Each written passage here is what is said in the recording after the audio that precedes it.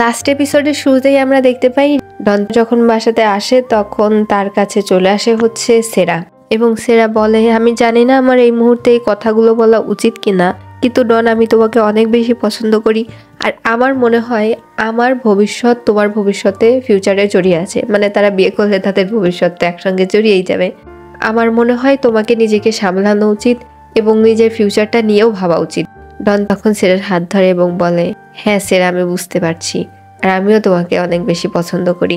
সে সেরাকে কাছে টেনে নেয় এবং সেরার কপালে একটা কিস করে দেয়। এরপরে হচ্ছে সেরা, ডন, ফ্রেড এবং কিম চারজনে হচ্ছে একটা প্ল্যান বানায়, সেটাকে আমাদেরকে সিক্রেট রাখা হয়। এদিকে আমরা ডনকে দেখতে পাই যে রিচার্ডের এই ইনসিডেন্টটা নিয়ে সে যখন একটু ইনভেস্টিগেট করে সে দেখতে পায় যে রিচার্ড মূলত ঘুমের ওষুধ খায়নি, রিচার্ডকে মূলত ঘুমের ওষুধ খাওয়ানো হয়েছে, কারণ রিচার্ডের যে ডিব্বার থেকে সে ওষুধ খেয়েছে সেখানে কিছু ভাইটামিনসের ওষুধও ছিল, সেই ডিব্বাটা মূলত ভাইটামিনসের ডিব্বাই ছিল। এদিকে আমাদের রিচার্ডকে দেখানো হয় সে তো বেঁচে যায়, বাট তার এখনো সেন্স আসে না। আর এদিকে ডন হচ্ছে চলে যায় অফিসারের কাছে এবং গিয়ে বলে আপনার কাছে আমার একটা অনুরোধ, সেটা হচ্ছে 20 বছর আগে আমার মায়ের যে কেসটা বন্ধ হয়ে গিয়েছিল সেই কেসটাকে আবার রিওপেন করতে। আর সে বলে যে এই কেসটাতে আমিও আপনাকে হেল্প করবো, এই কথা বলে সে রিচার্ডের সে ওষুধের ডিব্বাটা পুলিশকে দেয় এবং বলে যে আপনি এটা নিয়ে একটু ইনভেস্টিগেট করুন। সিন শিফটে দেখানো হয় হচ্ছে নিককে। এখানে নিক বুঝতে পেরে গিয়েছিল যে ডন হচ্ছে নিককে সন্দেহ করছে, সো নিক এখন অন্য একটা চাল চালার চেষ্টা করছিল। এদিকে আমাদেরকে দেখানো হয় ডনকে, যে কিনা তার অ্যাসিস্ট্যান্টকে বলে যে আমি চাই নিক এমন কোনো ভুল করুক যাতে আমরা তাকে ধরতে পারি, আর আমার মনে হয় এই কেসটার সঙ্গে নিক অনেক ডিপলি ভাবে জড়িয়ে আছে। পরের সিনেই আমরা দেখতে পাই অ্যাসিস্ট্যান্ট হচ্ছে চলে যায় নিকের কেবিনে এবং সেখান থেকে নিকের একটা চুলের স্যাম্পল সে কালেক্ট করে নিয়ে আসে, আর এই জিনিসটা সে ডনকে এসে দেয়। মূলত এটা ডনেরই একটা প্ল্যানের অংশ ছিল, কারণ ডন চাচ্ছিল যে নিককে সে জানান দিয়ে এমন কিছু একটা কাজ করুক যাতে নিক ঘাবড়ে যায় এবং কোনো একটা ভুল কাজ করে। ডন বুঝে ফেলেছিল যে নিক হচ্ছে রিচার্ডেরই সন্তান। এরপরে আমরা দেখতে পাই যে সেরা, ডন, ফ্রেড, কিম চারজন হচ্ছে একটু আউটিংয়ে যায়।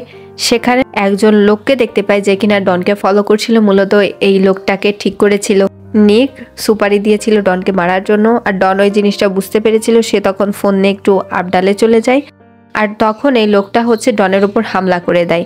অনেকটা ডিস্টেন্সে ছিল, তখন সেখানে ফ্রেডও চলে যায় এবং তারা দুইজন এই লোকটার সঙ্গে লড়াই করতে থাকে। সেরা এবং কিম তো কথা বলছিল, এক পর্যায়ে সেরার চোখ যখন ওইদিকে পড়ে তখন সে দেখতে পায় তার সুপার পাওয়ারের মাধ্যমে বুঝতে পারে ডনকে হচ্ছে কেউ মারার চেষ্টা করছে। সেরার অন্যদিকে যখন চোখ পড়ে তখন সে দেখছিল নিক এই জিনিসটা দূর থেকে পর্যবেক্ষণ করছে যে ডনকে আসলে মারতে পারছে নাকি। আর তখন সেরা হচ্ছে নিকের একটা চোখ দেখতে পায়, সে যে স্বপ্নে দেখতো যে সামনে একটা ছেলে এসে দাঁড়ায় ডনের মায়ের মারা সেই ইনসিডেন্টের পরেই, সেই ছেলেটা আর কেউ না, সেই ছেলেটা হচ্ছে নিকি, কারণ নিকের একটা চোখ সেরকম খোলা ছিল। এখানে আমরা দেখতে পাই যে অবশেষে ডন এবং ফ্রেড হচ্ছে এই লোকটার হাত থেকে বাঁচতে সক্ষম হয়। আর আমরা সেরাকে দেখতে পাই, তার আরও কিছু কথা মনে পড়ে। সেরা মূলত যে জিনিসটা ঝাপসা দেখতো সেটা আজকে তার সামনে ক্লিয়ার হয়ে আসে। ওই দিন ডনের মাকে নিক মেরেছিল, মানে চ্যাং মেরেছিল, সে এইটাই তার সুপার পাওয়ারের মাধ্যমে দেখতে পেরেছিল। সেরার তো ছোটবেলা থেকে সুপার পাওয়ার ছিল, সে অনেক জুম করে দেখে যে একটা পিচ্চি ছেলে হচ্ছে একটা মহিলাকে মারছে, আর এই মহিলাটা হচ্ছে সেই এঞ্জেল লেডি। সেরা তার পাওয়ার ওই দিন অনেক বেশি ব্যবহার করে ফেলেছিল, যার জন্য সেরা হচ্ছে ওই দিন অজ্ঞান হয়ে যায় এবং এরপরে সেরা এই জিনিসটা আর কখনো ক্লিয়ার তার সামনে আসে না, এটা সবসময় তার স্বপ্নে আসতো। আজকে যখন এই জিনিসটা তার সামনে ক্লিয়ার হয়ে যায়, এই জিনিসটার কথা চিন্তা করে সে শকড হয়ে সেখানেই অজ্ঞান হয়ে যায়। এরপরে সবাই তাকে ধরে বসায় এবং একটু পরে যখন সেরার সেন্স আসে তখন সে সবাইকে সত্যিটা বলে, ডনকে বলে যে তোমার মাকে রিচার্ড মারেনি, তোমার মাকে হচ্ছে নিক মেরেছিল ছোটবেলাতে, এবং সে সকল কাহিনীটা সকলকে খুলে বলে। তারা এই জিনিসটা জেনে শকড হয় এবং বলে যে নিকের ব্যাপারে তো আমাদের কাছে কোনো এভিডেন্স নেই, আমাদেরকে আগে এভিডেন্স জোগাড় করতে হবে। এবং সেরা অনেক বেশি গিল্ট বোধ করতে থাকে যে সেই দিন যদি সে আরেকটু চেষ্টা করতো, অজ্ঞান হয়ে না যেত, তাহলে হয়তো আজকে তার এঞ্জেল লেডি বেঁচে থাকতো। এই কথা ভেবে সে কান্না করতে থাকে। আমরা এদিকে দেখতে পাই হচ্ছে ডনকে সে সেরাকে নিয়ে তার ডেরাতে রেখে যায় এবং সে ফ্রেডের সঙ্গে বেরিয়ে যায় হচ্ছে নিকের খোঁজে। নিকের বাসাতে গিয়ে তারা দেখে যে তার বাসাতে কোনো ডকুমেন্টস নাই, আর নিকও এতক্ষণে বের হয়ে গিয়েছে, তাদের সঙ্গে পুলিশও আসছিল। এরপরে তারা চলে যায় আর একটা রুমে, সেখানে সিসিটিভিতে তারা গিয়ে দেখে নিক হচ্ছে ডনরা যখন বের হয়ে যায় তখন সে চলে আসে ডনের সে গোপন ডেরাতে। সেখানে এসে সে মনে মনে এখানে এসে ভাবে যে ডন আমাকে ধরার জন্য এত কারুকার্য করে রেখেছে এখানে। সে এখানে সেরাকেই মূলত ধরতে আসছিল। সে এখানে সেরাকে ধরে এবং বলে যে তোমার জন্যই আজকে ডন সকল সত্যিটা জানতে পেরে গিয়েছে, তোমাকে তো আমি ছাড়বই না। এরপরে নিক হচ্ছে সেরাকে ধরে এবং তাকে প্রথমে এখানে মারার চেষ্টা করে। এরপরে সে বলে না, তোমাকে এখানে মারলে তো হবে না, তোমাকে আমার সঙ্গে করে আমি নিয়ে যাব। এখানেই মূলত নিক সেরাকে সকল সত্যিটা বলে দেয় যে আমার ব্যাপারে তো কোনো প্রমাণও আমি রাখি নাই যেটার জন্য পুলিশ আমাকে ধরবে, তোমার কাছে আমি সব সত্যিটা বলি। হ্যাঁ, আমি হচ্ছে ডনের মাকে মেরেছিলাম ছোটবেলাতে। আমি যদি ডনের মাকে না মারতাম তাহলে রিচার্ড আমাকে স্পন্সর করতো না এবং আমার ইউএসএ তে যাওয়াটাও হতো না। আমার একটা ভুল হয়ে গিয়েছে যে আমি রিচার্ডকে মারতে গিয়েও মারতে পারিনি, আর আমি চেয়েছিলাম যে এই কেসটাতে ডন ফেসে থাক, সেটা তো হলোই না।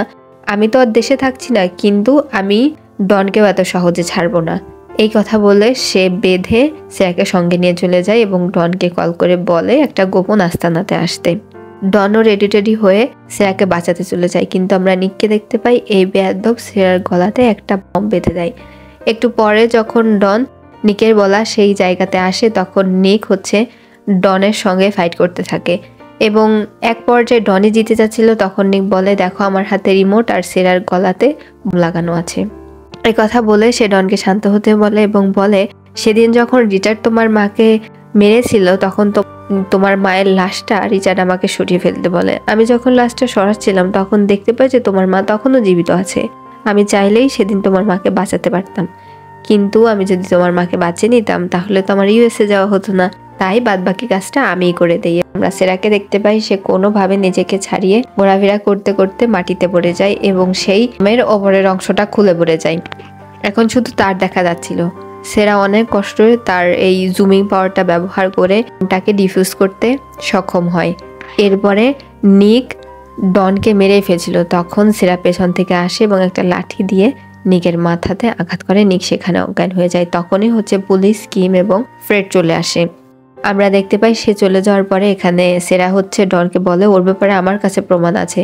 যখন ও আমাকে তোমার ডেরাতে ধরতে আসছিল এবং আমাকে নিয়ে যাওয়ার আগে ও নিজের মুখে সকল কিছু স্বীকার করছিল, তখনই আমি মূলত একটা রেকর্ডার অন করে দিয়েছিলাম আর সেখানে ও নিজের সকল কুকর্মের কথা নিজেই স্বীকার করেছে। সেটার রেকর্ডিং তোমার সেই ডেরাতে রয়েছে। এখানে তারা বলে নিক এবার তার কুকর্মের শাস্তিটা পাবে। পরদিন সকালের সিন আমাদেরকে দেখানো হয় 20 বছর পরে এই কেসটা সলভ হওয়ার জন্য।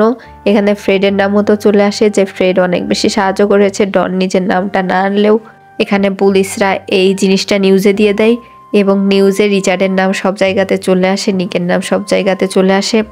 আর আমরা এদিকে দেখতে পাই ডনকে, সে হচ্ছে কেনিথকে ছাড়িয়ে নেয়। সেখানে কেনিথকে ডেকে বলে যে তোমার বাবা এবং নিকের তুলনায় তুমি আমার কাছে মনে হয়েছে কিছুটা হলো অপরাধী কম, এই জন্য আমি তোমাকে ছাড়িয়ে নিয়ে আর একটা সুযোগ দিলাম, আর তোমাকে আমার আরো কিছু বলার আছে।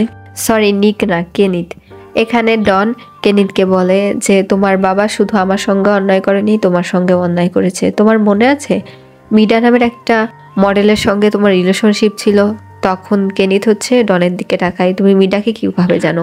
তখন ডন বলে মিডার সঙ্গে তোমার ব্রেকআপের আগে মিডা প্রেগনেন্ট হয়ে গিয়েছিল, আর মিডার যে একটা বাচ্চাও আছে সেটা মেবি তুমি জানো না। মিডা তোমার বাচ্চার মা হয়েছিল। তোমার বাবা মিডা প্রেগনেন্ট থাকা অবস্থাতেই নার্সকে লাগিয়েছিল যাতে মিডার বাচ্চাটাকে অ্যাবর্শন করানো হয়, বাট নার্সটা এই কাজটা করতে পারেনি, যার কারণে মিডার বাচ্চা হওয়ার পরেই তখন সেই নার্সটা হচ্ছে বাচ্চাটাকে একটা মৃত বাচ্চার সঙ্গে পাল্টিয়ে দেয় এবং তোমার বাচ্চাকে একটা অনাথ আশ্রমে দিয়ে দেয়। তোমার বাচ্চা 5-6 বছর অনেক কষ্টে তার জীবনযাপন করেছে এবং এখানে সে তার বাচ্চার সম্পর্কে আরো কিছু কথা বলে যে কি ফেস করতে হয়েছে কেনিতের বাচ্চাকে এবং তার গার্লফ্রেন্ড মিডাকে।